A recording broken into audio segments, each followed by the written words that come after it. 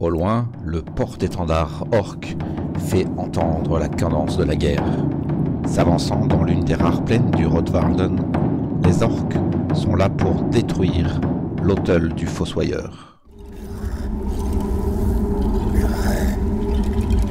Le Fossoyeur et ses incidences s'alignent pour contrer les orques.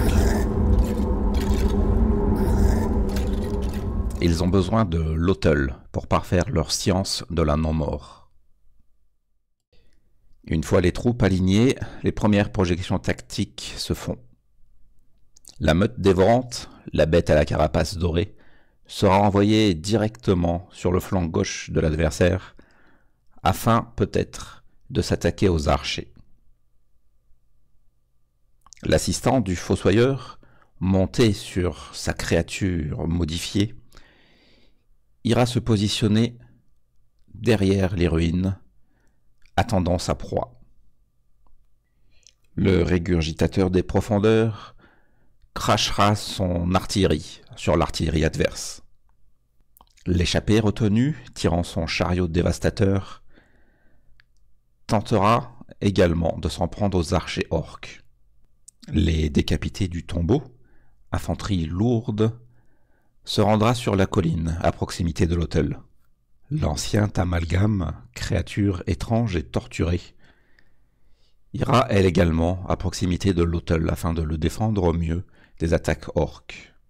Enfin, les condamnés oubliés, hordes squelettiques, se joindront à l'ancien amalgame afin de protéger l'autel et de faire un barrage de leur corps face aux incursions orques.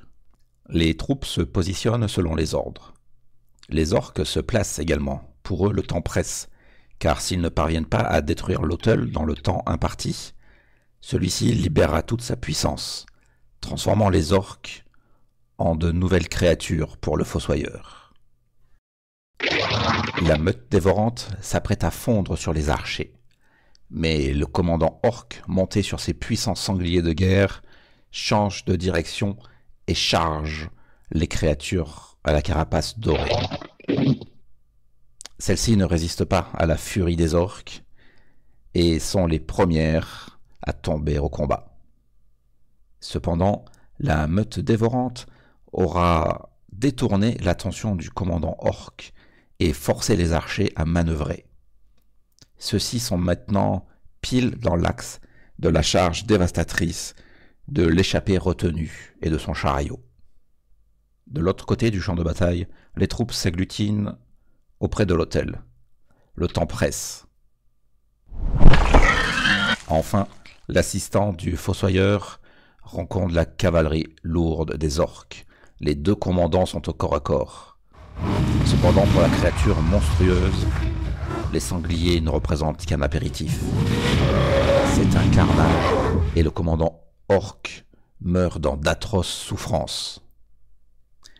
Puis c'est au tour des archers orcs qui se font déchiqueter pour la charge terrible de l'échappé retenu.